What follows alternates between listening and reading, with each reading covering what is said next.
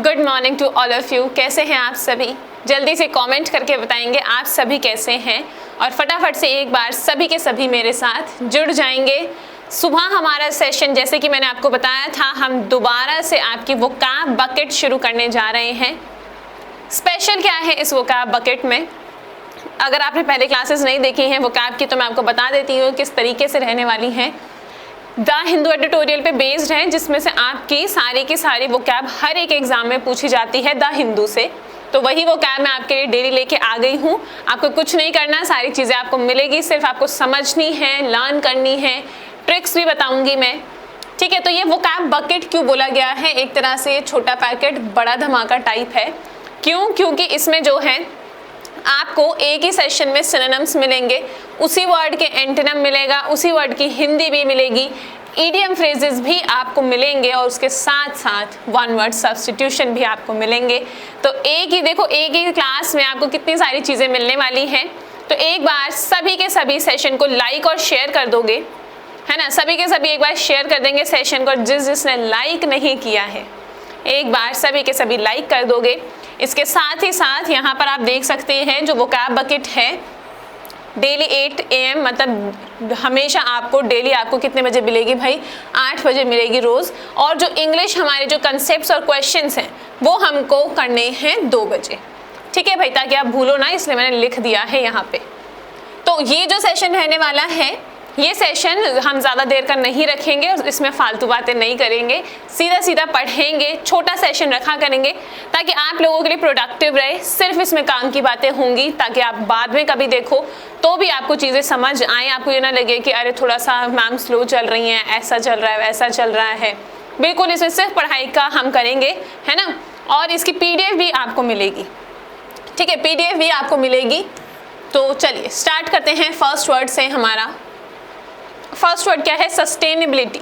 Sustainability आप लोगों ने सुनी हुई होगी कि जैसे रिसोर्सेज का होता है कि जैसे जो पानी है, पानी को आप अच्छे से यूज़ करो, बचा बचा के यूज़ करो, ताकि जो आगे आने वाली जनरेशन है उस तक वो चीज़ पहुंच सके। मतलब ऐसा ना हो कि आप यूज़ करके उसको ख़त्म कर दो। तो इसका मतलब क्या निकलता है? निरंतरता, कि कोई भी चीज़ कॉन्टिन्यूस होनी चाहिए, आगे वाली जनरेशन को भी मिलनी चाहिए। ये वर्ड तो देखो बहुत ही इजी सा है, सभी ने सुना भी हुआ होगा। सिनोनिम क्या हो सकता है? कॉन्टिन्यूस, उसी के साथ साथ अनसीजिंग। सीजिंग का मतलब होता है कोई चीज़ रुक जाना, कोई चीज़ खत्म हो जाना। अनसीजिंग का क्या है? जो रुकेगी नहीं, जो खत्म नहीं होगी। रेजिलियंस, रेजिलियंस क्या होता है? लचीला। लचीला का मतलब कोई चीज़ जो टूट नहीं सकती है, जो लंबे समय तक चलेगी। एंटोनिम क्या हो जाएगा? अनसस्टेनेबल। बहुत ही इजी सा है। एंटोनिम क्या है इसका भाई? अनसस्टेनेबल। आपने अन लगाया और इसका एंटोनिम बन गया। नेक्स्ट वर्ड पे आएंगे।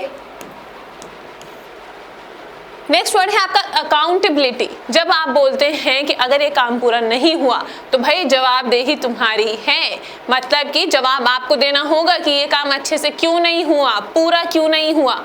इसकी जवाबदेही, लायबिलिटी, है ना, इसकी जिम्मेदारी, इसकी जवाबदेही आपकी है। ये सारे वर्ड्स एक ही जैसे हैं। अकाउंटेबिलिटी जवाबदेही, रिस्पॉन्सिबिलिटी आपकी जिम्मेदारी है, जवाबदेही है। लायबिलिटी, है ना, आपके ऊपर एक तरह से एक जैसे लायबिलिटी होता है एक तरह से कर्ज। कर्ज का मतलब यहाँ पे ये है कि आपकी रिस्पॉन्सिबिलिटी, आपको वो चीज़ करनी है। आंसरेबिलिटी, है ना, जवाबदेही बिल्कुल एग्जैक्ट है। ये अगर आपको याद हो, अभी मैंने आपको PYQ कराया था, उसमें इसी का यही पूछा हुआ था सिनोनिम। फिर इसका हमने एंटोनिम बना दिया अन लगा के। अनअकाउंटेबिलिटी आपकी जवाबदेही नहीं है। Next word comprehensive. जैसे आपका आता भी है, क्या आता है आपके एग्जाम में? रीडिंग कॉम्प्रिहेंशन, है ना। हम क्या करेंगे भाई? रिलेट करके पढ़ेंगे ताकि अपने को लर्न ना करना पड़े, है ना, थोड़ा जुगाड़ू रूप से करेंगे। Reading comprehension. रीडिंग कॉम्प्रिहेंशन जब आपका आता है तो उसमें क्या होता है? एक पैसेज होता है बहुत ही बड़ा सा, विस्तृत रूप में लिखा हुआ होता है कि आप उसको पढ़ो, समझो, है ना, समझो, पढ़ो और समझो, समझ के उसके आंसर करो जो क्वेश्चंस लिखे हुए हैं। तो जो विस्तृत रूप से लिखा हुआ होता है समझाने के लिए, या हर एक चीज़ उसमें लिखी हुई है, एक ऐसी कोई भी चीज़ नहीं है जो उसमें नहीं है, विस्तृत है, पूरा ब्रॉड है, वो होता है कॉम्प्रिहेंसिव। विस्तृत, ब्रॉड। इंक्लूसिव मतलब जैसे होता है ना इंक्लूड करना, इंक्लूसिव मतलब उसमें सारी चीजें हैं, कोई भी चीज नहीं छोड़ी। फिर है आपका एक्सटेंसिव। एक्सटेंसिव क्या होता है, मान लीजिए इतना लिखा पैसेज और फिर इतना और नीचे लिख दिया, तो ये इसका क्या है, एक एक्सटेंशन है और ज्यादा है। घरों में यूज करते होगे एक एक्सटेंशन बोर्ड, तुम्हारे फोन की जो वायर होती है वो उधर प्लग तक पहुंच नहीं पाती है, तो आप एक एक्सटेंशन बोर्ड यूज करते हैं जिसमें उसकी एक जो वायर होती है वो तो बोर्ड में लग जाती है उधर और एक तरफ का जो होता है जिसमें बहुत सारे से ऐसे होते हैं छेद जिसमें आप अपना चार्जर लगा सकते हो, तो वो क्या है, किसी चीज को बढ़ाना है ना। जब आपको कोई चीज बढ़ानी होती है, वायर बढ़ानी होती है, पैसेज बढ़ाना होता है, कोई भी चीज के बारे में और बताना होता है, दैट इज एक्सटेंसिव। एंटोनिम क्या हो जाएंगे, विपरीत। विपरीत क्या हो जाएगा भाई, पार्शियल, आधा अधूरा है, पूरा है ही नहीं, है ना। पार्शियल क्या होता है, आधा अधूरा। सेलेक्टिव, कुछ ही चीजें हैं सेलेक्टेड, 1 2 3, 3 ही चीजें सेलेक्टिव लिखी हुई हैं बस, पूरा नहीं लिखा हुआ। Next revamping. देखिए जब भी री आपको दिख जाएगा, कहीं भी री दिख जाएगा, उसका मतलब होता है दोबारा कोई चीज करना। री का मतलब है दोबारा कोई चीज करना। रिवैम्पिंग का मतलब है किसी भी चीज को आप दोबारा करते हो, अच्छे से बनाते हो, कोई चीज में सुधार करते हो। जैसे घरों का रेनोवेशन भी होता है ना, तो उसमें क्या करोगे, कुछ अगर आपको अच्छा नहीं लग रहा पेंट तो उसको अलग पेंट करा दोगे, कोई आपको शोपीस अच्छा नहीं लग रहा, कुछ वुडन वर्क आपको अच्छा नहीं लग रहा, अब उसको चेंज करा देते हो, तो वो होता है रिवैम्पिंग, सुधार करना, यानी कि रिकंस्ट्रक्ट करना, दोबारा कंस्ट्रक्ट करना। कंस्ट्रक्ट के आगे री लग गया तो दोबारा कंस्ट्रक्ट करना।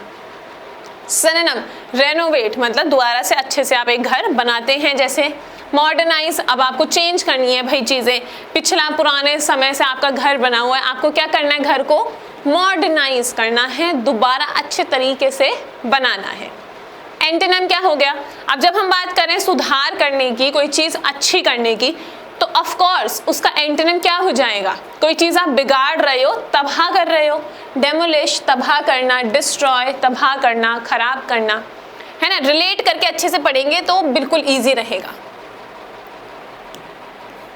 नेक्स्ट आपका रेजिक। रेजिक का भी सेम ही मतलब रहता है, रीफ आ गया, इसमें भी यही रहता है, किसी चीज में बदलाव करना।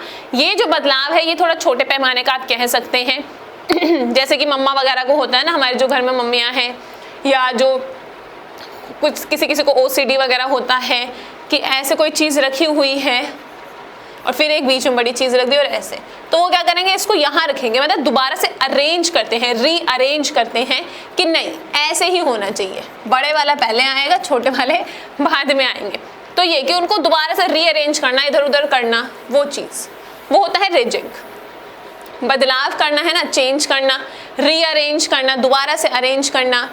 शफल करना, शफल का क्या मतलब होता है, जैसे शफलिंग होती है ना, कभी एक हाथ में बॉल गई, फिर इस हाथ में आ गई, फिर इस हाथ में, फिर इस हाथ में, वही चीज है, कभी इधर कभी उधर।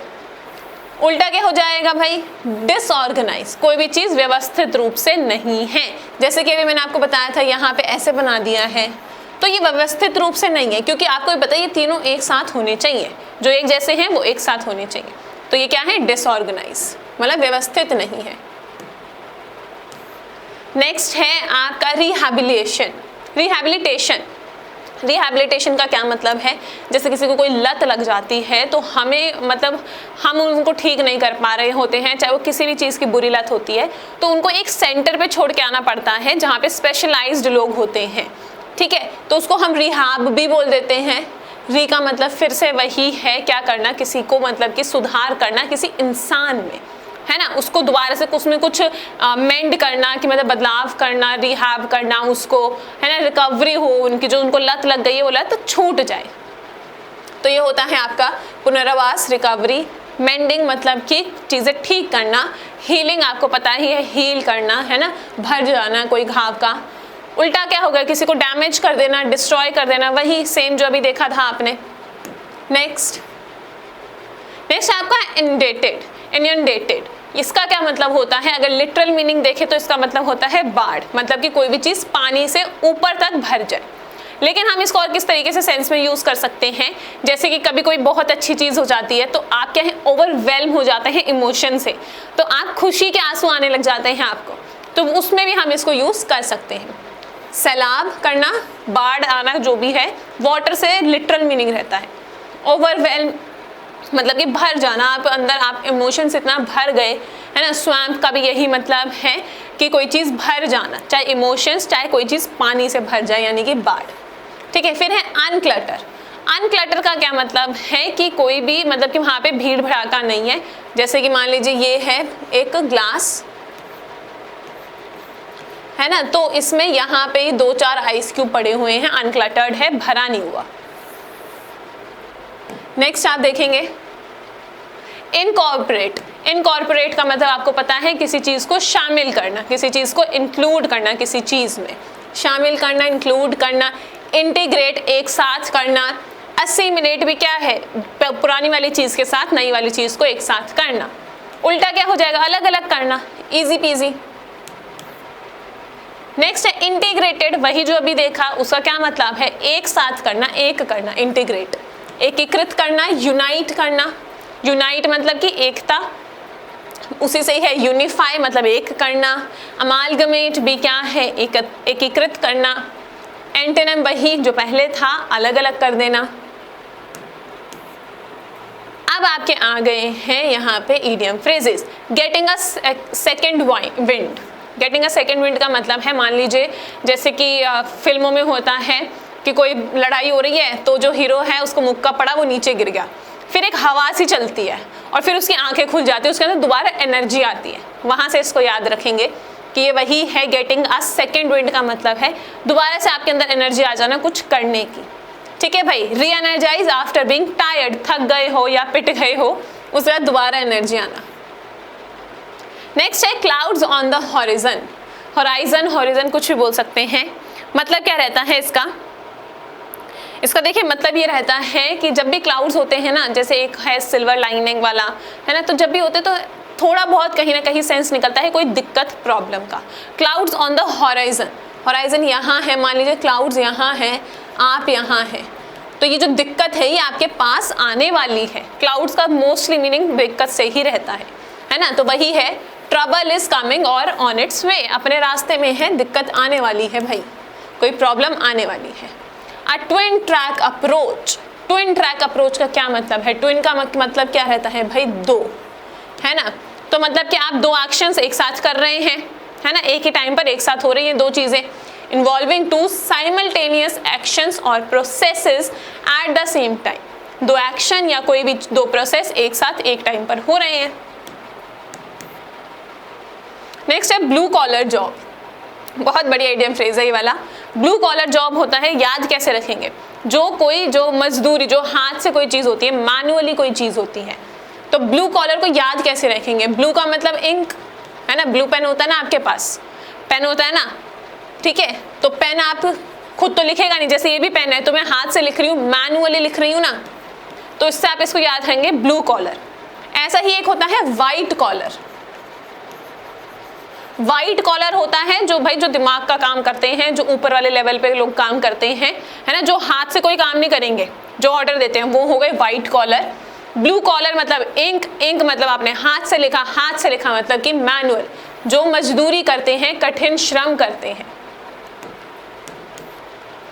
नेक्स्ट है आपका शॉप अराउंड। शॉप अराउंड आप समझ ही पा रहे हैं, इधर उधर शॉप कर रहे हो, मतलब एक टॉप इधर पसंद आया, फिर आपने सोचा चलो एक बार ना बाकियों में भी पूछ लेते हो इसका प्राइस क्या है, दो चार दुकानों में और गए, अराउंड घूमे इधर उधर आप, है ना, तो वो होता है कि आप क्या कर रहे हो, प्राइस को कंपेयर कर रहे हो। शॉप अराउंड, इधर उधर घूम के प्राइजेस कंपेयर कर रहे हैं आप। नेक्स्ट है आपके वन वर्ड सब्स्टिट्यूशन। ये वाला देखो थोड़ा सा लर्न करना पड़ेगा, कॉन्वर्जर। ये क्या है, कोई भी आपको क्रिटिकल जजमेंट देनी होती है, जो कोई भी एक जैसे बोलते हैं ना, उसका जजमेंट वही दे सकता है ना, वो इस चीज़ में उत्तम श्रेणी का है कि उसको सब पता है, तो उसको बोलते हैं कॉन्वर्जर, है ना, जो क्रिटिकल जजमेंट दे सकता है आर्ट एंड क्राफ्ट के बारे में, जो अनुभवी हो। Persons living at the same time, ये आपके PYQ में मैंने आपको कराया था। समकालीन, समकालीन कौन, कंटेम्प्रेरीज, जो एक ही समय पर रहे हों।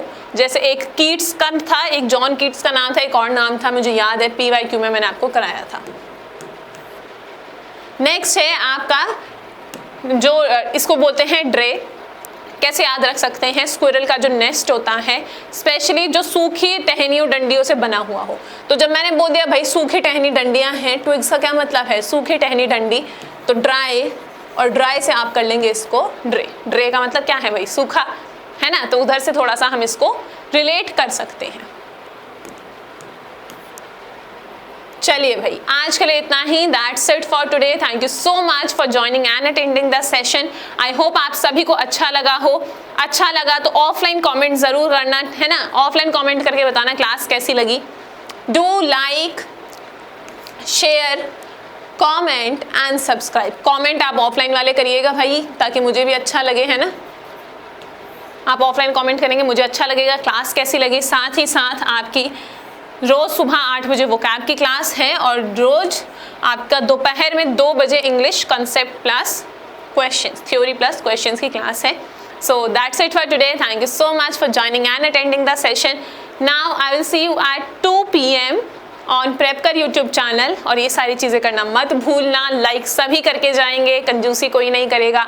ऑफलाइन कमेंट ज़रूर करना। अब मैं आपसे मिलूंगी 2 बजे। Till then take care of yourself. Thank you so much.